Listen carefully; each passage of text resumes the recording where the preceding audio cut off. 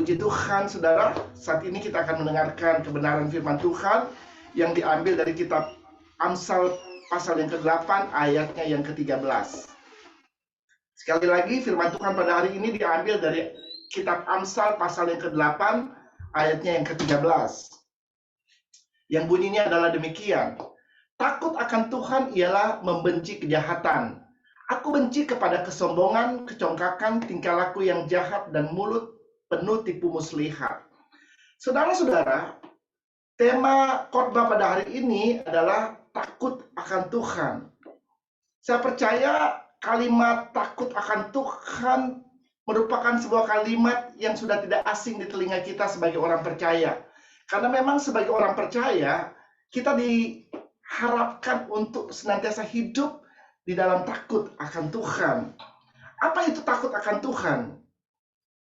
Kalau saya bisa definisikan secara general, takut akan Tuhan adalah keinginan untuk menghormati Tuhan dengan melakukan dan mentaati perintah Tuhan untuk menyenangkan hatinya. Sekali lagi, takut akan Tuhan adalah keinginan untuk menghormati Tuhan dengan melakukan dan mentaati semua perintah Tuhan untuk menyenangkan hati Tuhan. Penting sekali bagi kita untuk mengerti arti dari takut akan Tuhan, sehingga dengan demikian kita bisa hidup di dalam takut akan Tuhan. Nah, kita akan lihat sekarang apa itu takut akan Tuhan menurut firman Tuhan yang baru kita baca tadi, Amsal pasal yang ke-8 ayat yang ke-13. Menurut firman Tuhan ini, dikatakan takut akan Tuhan ialah membenci kejahatan.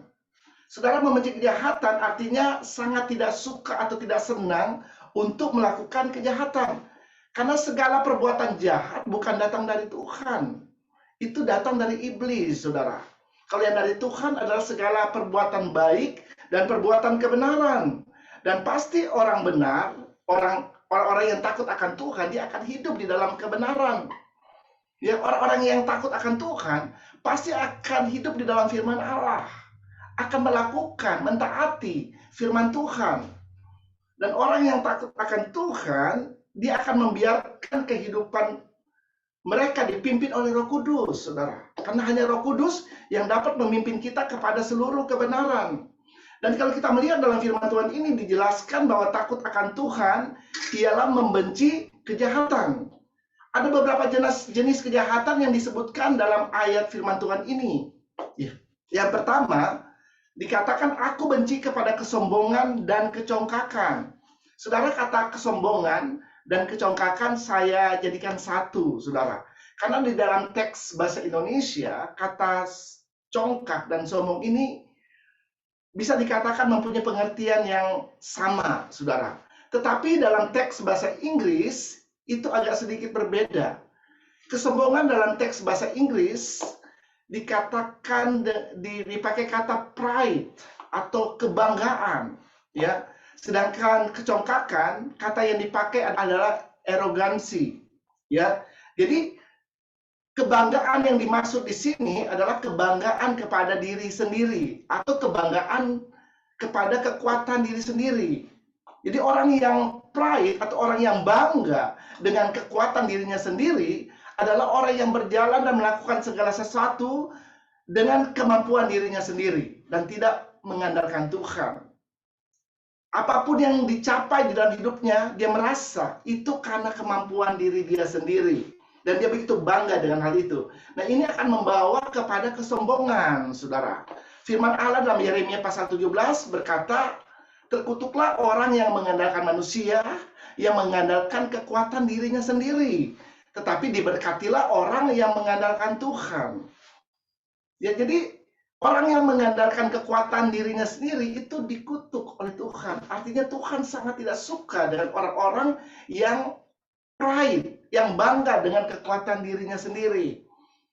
Orang percaya tidak diajar untuk bangga dengan kekuatan dirinya sendiri. Ya, kita tidak diajar untuk melakukan segala sesuatu dengan kemampuan diri kita sendiri. Ya, tapi kita harus melibatkan Tuhan dalam segala hal, dalam seluruh area kehidupan kita, saudara. Kita bangga karena kita memiliki Tuhan yang ada di dalam kehidupan kita, yang akan menyalurkan kuasa dan kekuatannya melalui hidup kita. Nah, kita bangga akan hal itu.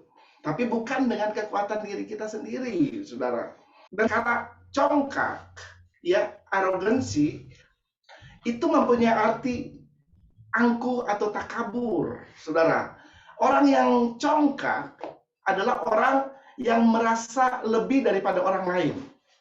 Ya, orang yang congkak adalah orang yang merasa lebih hebat dari orang lain, lebih berkuasa, lebih punya, lebih lebih baik dari orang lain. Pokoknya yang lebih-lebih itu, saudara. Nah, ini adalah orang yang congkak. Dan Tuhan menentang orang-orang yang congkak, saudara. Ada firman Tuhan yang berkata, Tuhan menentang orang yang congkak dan mengasihani orang yang rendah hati. Jadi orang-orang yang takut akan Tuhan pasti akan tidak hidup di dalam kesombongan dan kecongkakan. Orang-orang yang takut akan Tuhan, gaya hidupnya atau lifestyle-nya, mereka akan senantiasa hidup di dalam kerendahan hati. Yang kedua, dalam firman Tuhan ini dikatakan, aku benci kepada tingkah laku yang jahat.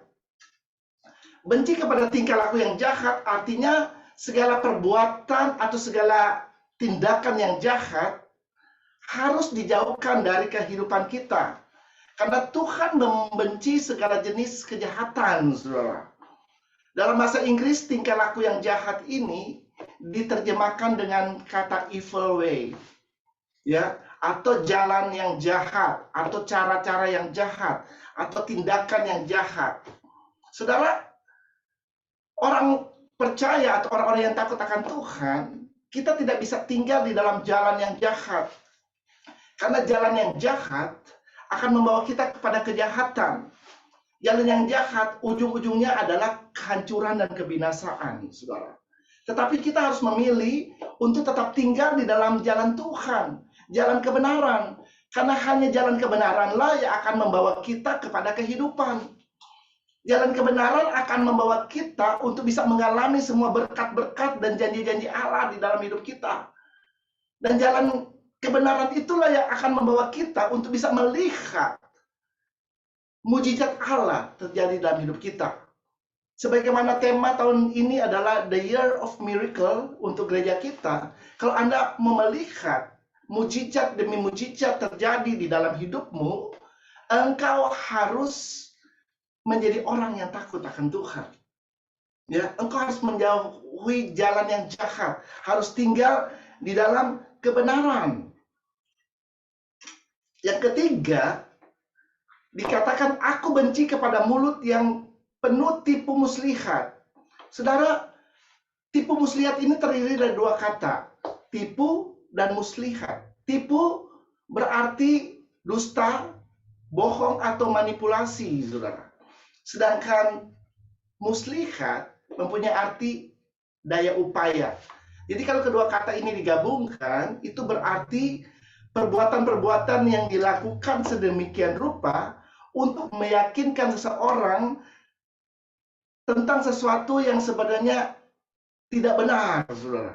Sekali lagi, tipu muslihat adalah perbuatan-perbuatan yang dilakukan sedemikian rupa untuk meyakinkan seseorang sehingga menimbulkan kepercayaan kepada perkataannya yang sebenarnya tidak benar atau dusta, saudara.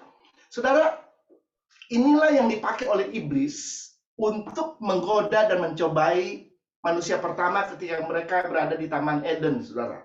Hawa dicobai dengan tipu muslihat, ya, dengan tipu muslihat iblis, saudara. Dan akhirnya Hawa mempercayai kata-kata daripada iblis. Kata-kata yang kelihatannya sepertinya benar, saudara.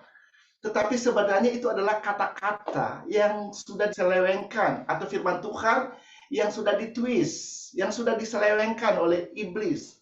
Ya, tetapi akhirnya dengan perkataan-perkataan tipu muslihat ini, iblis bisa memperdaya manusia. Dan akhirnya mereka termakan dengan perkataannya dia, dan akhirnya jatuh di dalam dosa. Dan akhirnya mereka harus meninggalkan Taman Eden, terpisah dengan Allah. Jadi orang-orang yang takut akan Tuhan tidak akan melakukan tipu muslihat, saudara. Tetapi harus membenci perkataan-perkataan tipu muslihat, saudara. Kita tidak akan membiarkan kehidupan kita jatuh di dalam kebohongan, saudara. Ya, karena bohong itu atau dusta itu datangnya dari iblis. Dia adalah bapa dari segala pendusta, saudara. Tetapi mulut kita harus senantiasa dipenuhi oleh firman Allah. Ya, kita harus berkata-kata benar yang memuliakan Tuhan. Amin, saudara. Ya, mulut orang percaya harus dikuasai oleh Roh Kudus. Sehingga perkataan yang kita ucapkan adalah perkataan kebenaran, saudara, yang akan memuliakan Tuhan. Nah, bagaimana kita bisa melawan tipu muslihat iblis? Saudara, untuk melawan tipu muslihat iblis tidak ada cara yang lain selain kita mengenakan seluruh perlengkapan senjata Allah. Mari kita baca ayatnya, Efesus pasal yang ke-6, ayatnya yang ke-11.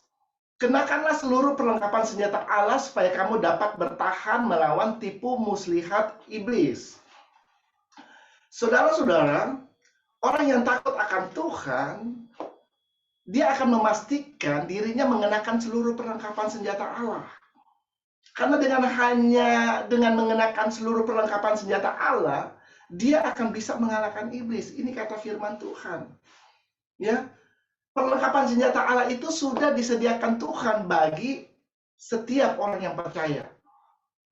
Dia hanya perlu mengambil dan mengenakan perlengkapan itu di dalam tubuhnya, saudara. Pada tubuhnya dikenakan. Ya, harus mengenakan ketopong keselamatan, baju jira keadilan, harus pegang itu perisai iman untuk menangkis panah-panah api si jahat, dan harus pegang pedang roh untuk menghancurkan pekerjaan-pekerjaan iblis, saudara. Dan harus berikat pinggangkan kebenaran, dan harus ada mengenakan kasut kerelaan untuk memberitakan Injil. Jadi orang-orang yang takut akan Tuhan, mereka akan mengenakan seluruh perlengkapan senjata Allah sehingga mereka dapat melawan tipu muslihat iblis. Dan sekarang kita akan lihat hal apa yang akan terjadi bagi orang yang takut akan Tuhan. Hal apa yang akan terjadi bagi orang-orang yang memilih atau memutuskan untuk hidup di dalam takut akan Tuhan. Yang pertama, orang yang takut akan Tuhan tidak akan hidup berkekurangan. Atau orang yang takut akan Tuhan pasti hidupnya akan dipelihara oleh Tuhan. Kita bisa baca ayatnya dalam Mazmur pasal 34, ayatnya yang ke-10. Takutlah akan Tuhan, hai orang-orangnya yang kudus, sebab tidak berkekurangan orang yang takut akan Dia. Jadi firman Allah dengan jelas mengatakan kepada kita bahwa orang yang kudus, orang percaya, mereka harus hidup di dalam takut akan Tuhan, saudara. Karena dengan takut akan Tuhan, maka mereka akan tidak akan hidup berkekurangan. Sekali lagi, pada waktu kita memilih untuk takut akan Tuhan, maka kita tidak akan berkekurangan, saudara. Saya percaya kita tidak ada seorang pun yang mau hidup berkekurangan. Karena hidup berkekurangan itu nggak enak, saudara. Ya, ada yang mau hidup berkekurangan? Saudara, saya percaya kita semua tidak mau hidup berkekurangan. Karena hidup berkekurangan itu nggak enak, saudara. Coba aja Anda lagi lapar, terus Anda makannya kurang, saudara. Pasti Anda akan tetap lapar. Benar? Ya. Dan kalau Anda haus, Anda akan minum sepuas-puasnya. Tapi kalau minumnya kurang, pasti akan tetap kehausan, saudara. Di dalam segala hal, apapun yang akan Anda lakukan, kalau Anda berkekurangan, itu rasanya nggak enak, saudara.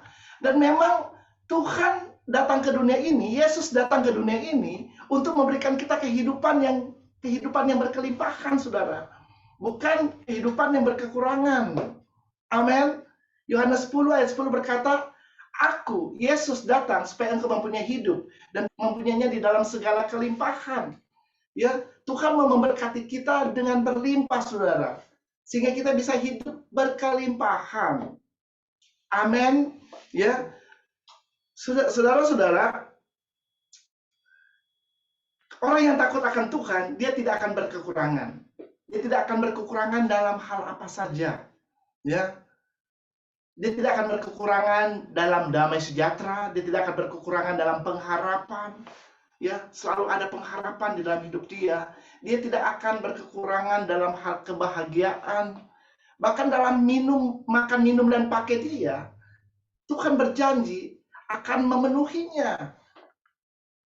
Jadi, orang yang memilih untuk takut akan Tuhan, mereka akan melihat pemeliharaan Tuhan di dalam hidupnya. Contohnya adalah Raja Daud, saudara.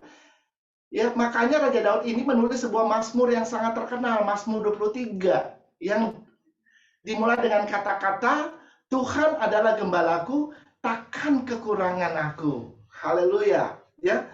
Jadi Raja Daud sangat mengerti apa artinya hidup tidak berkekurangan. Ya, dia banyak mengalami situasi, tantangan di dalam hidupnya. Tetapi dia adalah seorang yang takut akan Tuhan. Dan pada waktu dia memilih untuk hidup di dalam takut akan Tuhan, dia merasakan bahwa dia tidak pernah ditinggalkan oleh Tuhan. Dia tidak pernah dibiarkan oleh Tuhan. Dan Tuhan memenuhi segala keperluannya. Bahkan dia hidup berkelimpahan. Kalau Anda baca dalam Mazmur 23, dia berkata, kebaikan dan kemurahan belaka akan mengikuti aku seumur hidupku. Artinya, dia hidup dan dia merasa kebaikan dan kemurahan Tuhan selalu ada di dalam hidupnya. Dia hidup berkelimpahan di dalam segala hal. Karena dia memilih untuk takut akan Tuhan. Yang kedua, orang yang takut akan Tuhan akan mendapatkan ketenteraman dan perlindungan Tuhan. Kita bisa baca itu di dalam Amsal pasal 14 ayat 26 sampai dengan ayatnya yang ke-27. Dalam takut akan Tuhan ada ketenteraman yang besar, bahkan ada perlindungan bagi anak-anaknya. Takut akan Tuhan adalah sumber kehidupan sehingga orang terhindar dari jerat maut. Saudara-saudara, dari firman Tuhan yang baru kita baca ini, dikatakan ada ketenteraman yang besar bagi orang yang takut akan Tuhan, bahkan ada perlindungan bagi anak-anaknya. Ya, kita semua ini adalah anak-anak Tuhan. Amin, saudara. Ya, kita adalah orang percaya, kita disebut anak-anak Allah. Dan bagi anak-anak Allah ada perlindungan Tuhan buat kita. Amin. Ya. Jadi orang yang memilih untuk takut akan Tuhan pasti hidupnya akan tenang. Ya, karena ada perlindungan Tuhan di dalam hidupnya, saudara. Kalau kita melihat dunia ini bukan semakin baik. Dunia ini semakin hari semakin jahat, saudara. Dunia di mana kita hidup ini adalah tempat yang semakin hari kelihatannya semakin berbahaya, saudara. Ya. Tetapi sebagai orang-orang percaya, orang-orang yang takut akan Tuhan, kita tidak perlu takut. Karena ada janji Tuhan yang berkata, ada ketenteraman yang besar bagi orang yang takut akan Tuhan. Bahkan ada perlindungan bagi orang-orang yang takut akan Tuhan. Jadi kita tidak perlu khawatir, kita tidak perlu takut, karena ada Tuhan yang memperhatikan kita, dan dia akan memelihara kehidupan kita di hari-hari yang jahat ini, saudara. Makanya penting sekali untuk tetap hidup di dalam takut akan Tuhan. Bahkan kalau Anda membaca di dalam Mazmur 34 ayat yang ke-8, coba kita lihat ayat ini. Dikatakan malaikat Tuhan berkemah di sekeliling orang-orang yang takut akan Dia, lalu meluputkan mereka. Jadi ada malaikat Tuhan yang berkemah di sekeliling orang-orang yang takut akan Tuhan. Malaikat Tuhan akan dikirim oleh Tuhan untuk melindungi orang-orang yang takut akan Tuhan. Untuk melindungi dari segala malapetaka yang bisa saja terjadi dalam hidup kita. Kita harus percaya ada malaikat Tuhan yang ada di sekitar kita, saudara.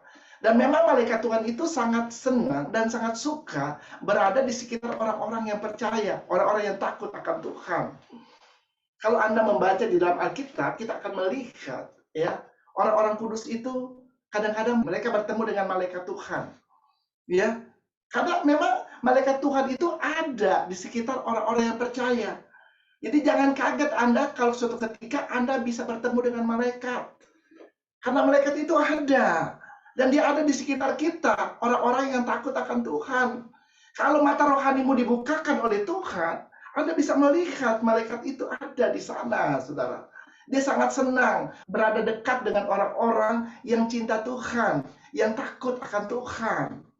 Ya, Dan dia memang diutus Tuhan untuk melindungi kita, saudara. Kalau ada situasi, tantangan, pencobaan yang bisa saja terjadi dalam hidup kita, malaikat Tuhan itu akan datang dan menolong kita. Karena dia sudah diberikan kuasa oleh Tuhan untuk menolong kita, saudara. Sehingga tidak akan terjadi apa-apa dengan kehidupan kita. Kita akan tetap aman, kita akan terlindungi. Haleluya. Ya. Dan yang ketiga,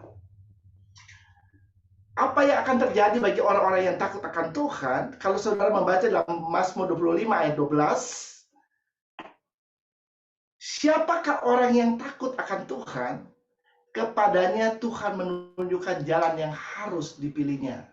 Ya, jadi kepada orang-orang yang takut akan Tuhan, Tuhan akan menunjukkan jalan yang harus ditempuh, saudara. Sehingga kita tidak tersesat. Karena di dunia ini, kita sedang berjalan untuk mencapai tujuan yang Tuhan tentukan dalam hidup kita.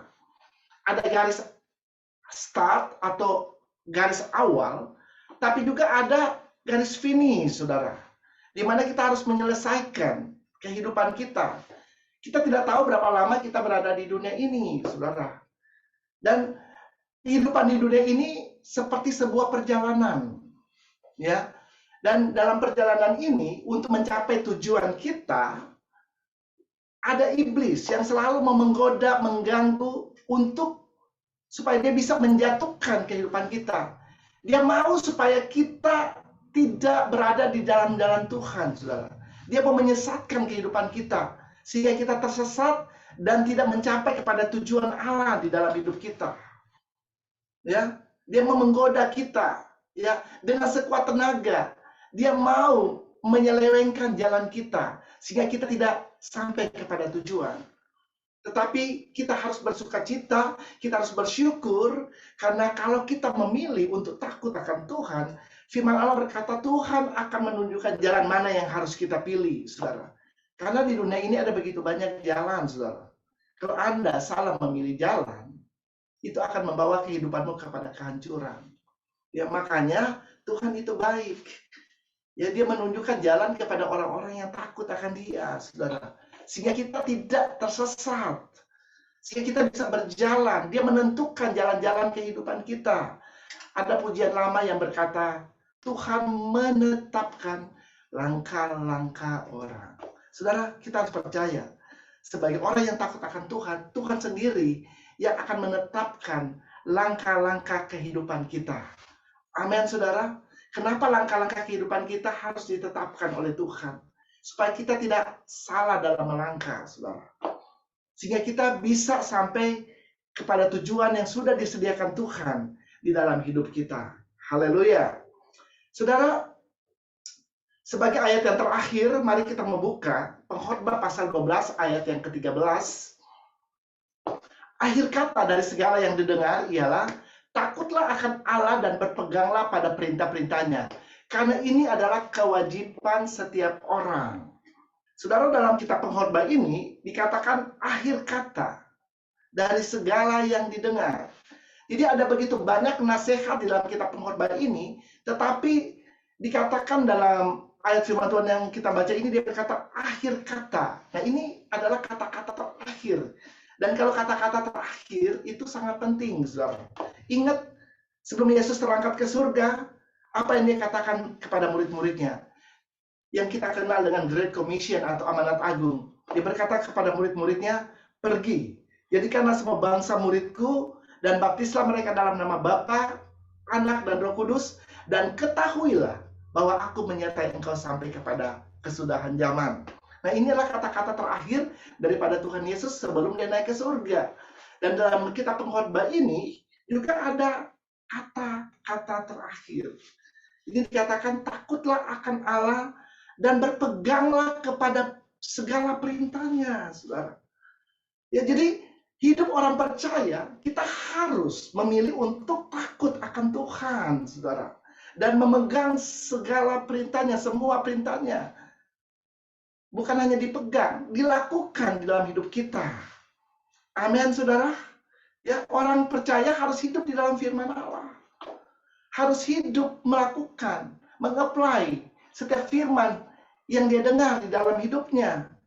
Saya percaya pada waktu kita memilih untuk hidup dalam firman Allah, untuk hidup di dalam kebenaran, untuk hidup di dalam takut akan Allah, maka hal-hal yang saya sebutkan tadi terjadi di dalam hidupmu, saudara. Ada 3 hal yang tadi saya sebutkan. Yang pertama, orang yang takut akan Allah, kehidupannya tidak akan berkekurangan, saudara. Yang kedua, orang yang takut akan Allah, orang yang takut akan Allah, hidupnya akan tenteram, akan damai. Ya, kan ada Tuhan yang menjaga dia. Ada Tuhan yang melindungi dia, saudara. Sehingga tidak ada satu panah api si jahat yang dapat menjamah dia. Karena dia ada dalam perlindungan Tuhan. Yang ketiga, perjalanan hidupnya pasti akan berhasil. Karena perjalanan hidupnya dipimpin oleh Tuhan. Dia tidak akan tersesat. Pada waktu dia memilih takut akan Tuhan, Tuhan akan menunjukkan jalan-jalan yang harus dia lalui. Sehingga dia akan bisa tiba di tempat tujuan dengan selamat dan penuh dengan kemenangan. Amin.